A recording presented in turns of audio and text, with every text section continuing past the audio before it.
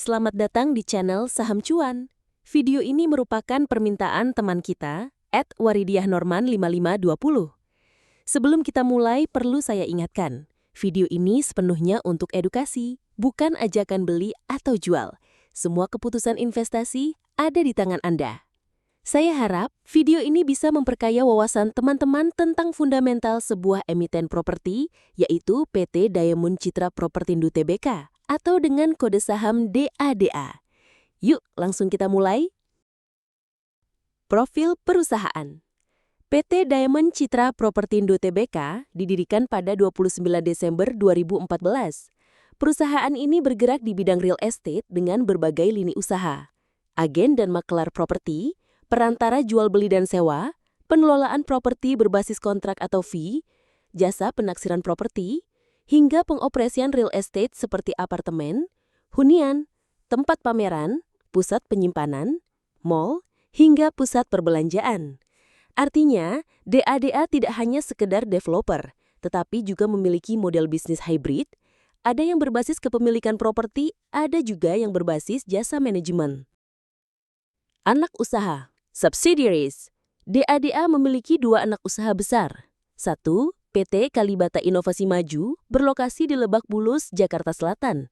Berdiri sejak 2020 dengan total aset sekitar 469,9 miliar rupiah dan kepemilikan saham oleh induk mencapai 99,9%. 2. PT Arba Propertindo berlokasi di Pasar Minggu, Jakarta Selatan.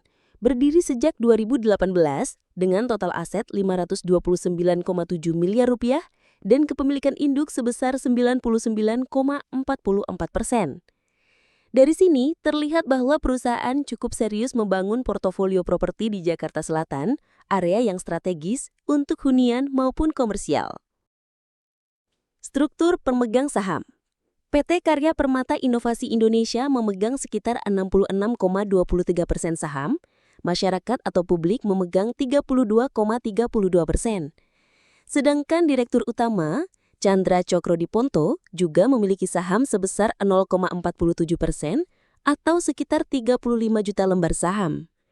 Komposisi ini menunjukkan bahwa saham DADA punya free float cukup besar, sekitar 33%, yang membuat likuiditasnya cukup menarik di pasar. Laporan keuangan income statement. Mari kita lihat performa keuangan trailing 12 months, TTM.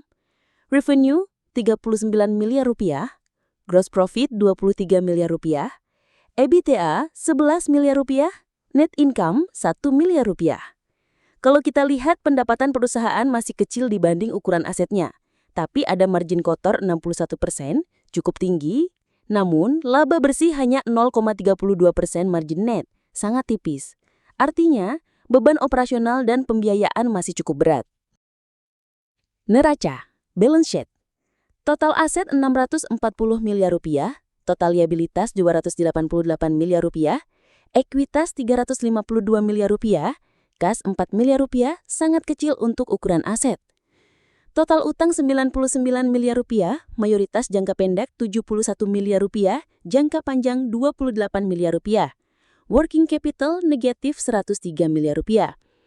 Kesimpulan, likuiditas jangka pendek masih bermasalah, terlihat dari current ratio hanya 0,60 dan quick ratio hanya 0,05. Arus kas, cash flow. Dalam 12 bulan terakhir, CFOA negatif 1 miliar rupiah, CVI plus 1 miliar rupiah, CFF minus 4 miliar rupiah, CAPEX 1 miliar rupiah, free cash flow minus 1 miliar rupiah. Artinya operasional perusahaan belum menghasilkan kas positif, sehingga aktivitas dibiayai dengan penyesuaian pendanaan. Profitabilitas. Gross margin 61,15%, operating margin 3,04%, net margin 0,32%. Secara margin, DADA punya potensi tapi bottom line masih tipis sekali. Pertumbuhan, growth. Yang menarik di kuartal terakhir, pertumbuhan perusahaan luar biasa. Revenue year-on-year naik 721%, gross profit year-on-year naik 563%, net income year-on-year naik 106%. Artinya ada lonjakan kinerja signifikan dibanding periode sebelumnya. Namun apakah ini sustainable? Itu yang masih perlu kita pantau. Dividen. Perusahaan belum membagikan dividen hingga tahun 2025. Jadi bagi investor dividen, saham ini belum bisa diandalkan. Valuasi. Sekarang kita bahas valuasi. Market cap 223 miliar rupiah, enterprise value 319 miliar rupiah. Per TTM 178 kali, PBV 0,63 kali, PSR 5,78 kali.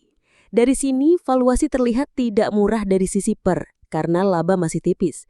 Tapi dari sisi PBV, saham ini cukup murah.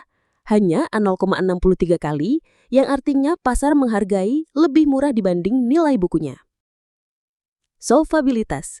Current ratio 0,60, debt to equity 0,28, total debt to asset 0,16, Outman Z-score 0,59.